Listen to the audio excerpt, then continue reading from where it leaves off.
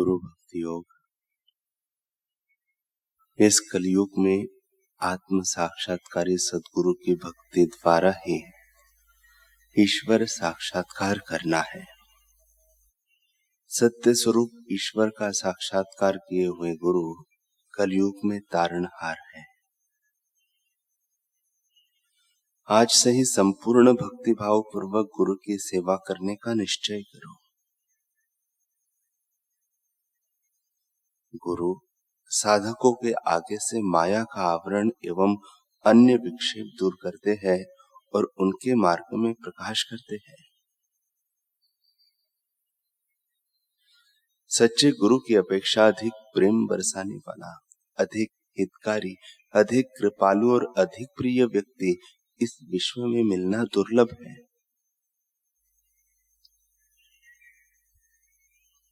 सत्संग माने गुरु का सहवास। इन सत्संग के बिना मन ईश्वर की ओर नहीं मुड़ता। संसार सागर से उस पार जाने के लिए सचमुच गुरु ही एकमात्र आधार है। जिसको आत्म साक्षात्कारी गुरु मिलते हैं वह सचमुच 3 गुना भाग्यशाली हो जाता है। गुरु आपके उद्धारक एवं संरक्षक है। सदैव उनकी पूजा करो, उनका आदर करो। संतों की जीवन गाथा के चिंतन से, उनके सानिध्य से, उनके शुभ आशीर्वाद से हमें सत्प्रेरणा, पवित्रता, उन्नत जीवन की राह एवं दिव्य चेतना प्राप्त होती है। ब्रह्मज्ञानी महापुरुषों में ईश्वर अपनी शोभा, अनंत शक्ति, ज्ञान तथा आनंद दर्शाते हैं। आत्म साक्षात्कारी महापुरुष इस पृथ्वी पर वरदान रूप है। वे धर्म के जीवंत प्रतीक तथा मानवता के सच्चे हितैषी हैं। उनके हृदय से करुणा स्फुटित होती रहती है। वे सदैव परम उल्लास में रहते हैं। वे आत्मस्थित होते हैं, वह ब्रह्मांड के सागर में निमग्न रहते हैं। वे सभी प्राणियों को आत्मभाव से प्रेम करते हैं। एक समय प्रयागराज के मल्लाहों पर गरीबी का संकट पूरे जोर से मंडरा रहा था। श्री देवराह बाबा ने दयालुतावश उनके भोजन भंडारे की समुचित व्यवस्था की। तब वहां के हजारों कृतज्ञ मल्लाहों ने अपनी अपनी नाव पर एक वाक्य लिखवाया। निषाद गगन के सूर्य योगीराज देवराह बाबा। इस बात से काशी के सभी ब्राह्मणों ने बाबा से पूछा, बाबा क्या आप मल्लाह हैं? इसके उत्तर में बाबा ने कहा कि हाँ, तुम मुझे मल्लाह ही समझो, पर नाव से नहीं पार करने वाला, भव सागर से पार करने वाला मल्लाह। यहां पर इसी प्रकार की दूसरी घटना भी स्मरण में आती है। एक बार श्री देवराह बाबा को यह सूचना मिली कि मिर्जापुर में बहुत धोबी है और सभी के पास 5-7 गधे हैं, जिन पर वे कपड़ों का बोझा लाद कर नदी पर धोने ले जाते हैं और कपड़े धोकर सुखाकर फिर उन्हीं गधों पर लाद कर वापस ले आते हैं।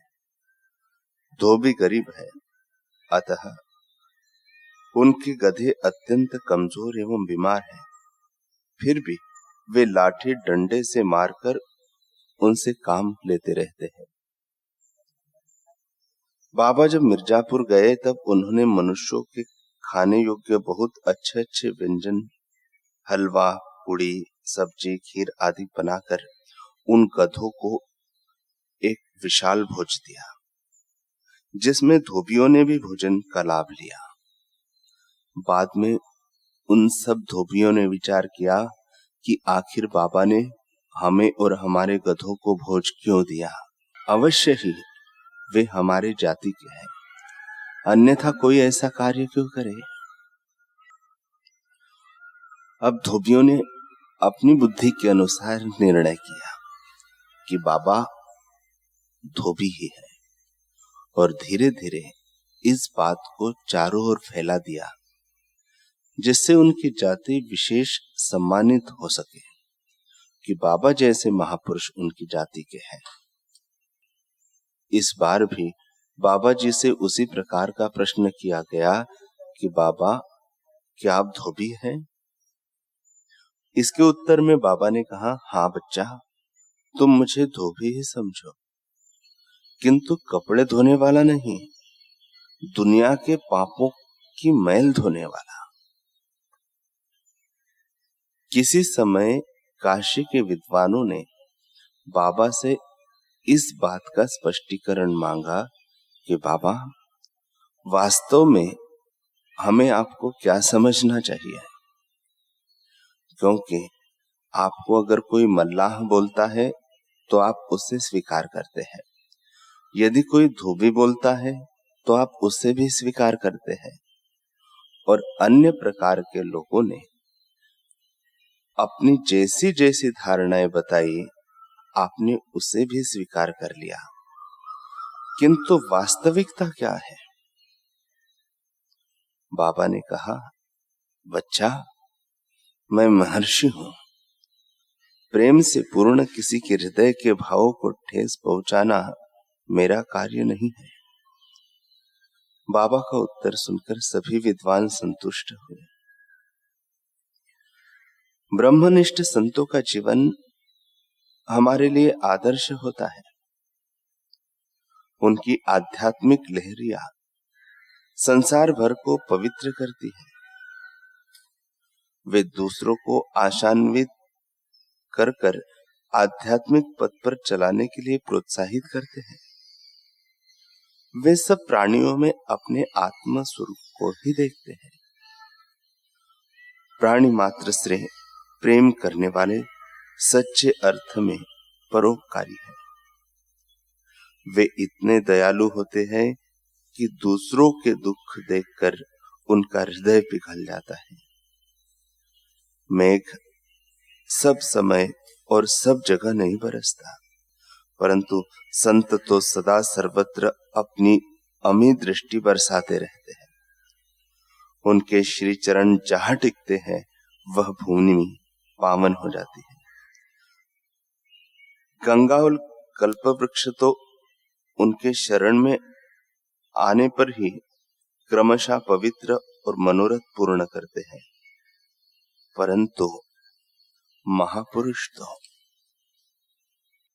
इच्छा करने वाले और न करने वाले सभी के इहलौकिक और परलौकिक कल्याण हेतु चेष्टा करते हैं।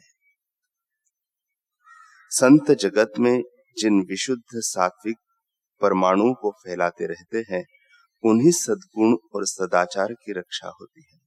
ब्रह्मज्ञानी संतों की वाणी, उनके उपदेश और उनका प्रभाव मनुष्य को पाशविकता से देवत्व की ओर अधिक अधिक ऊपर उठाने में जादू सा कार्य करता है। वर्तमान समय में संसार को ऐसे संतों के उपदेश की बड़ी भारी आवश्यकता है। ब्रह्मवेत्ता संत ही मानव को जन्म जन्मांतर की मोह निद्रा से जगा सकते हैं, द्वंद्वों से मुक्त कर सकते हैं। वे जिज्ञासुओं से कहते हैं, उठो, जागो और उस परम तत्व परमात्मा को जानो, जिसके द्वारा तुम इस संसार रूपी दुख सागर से पार हो सकते हो।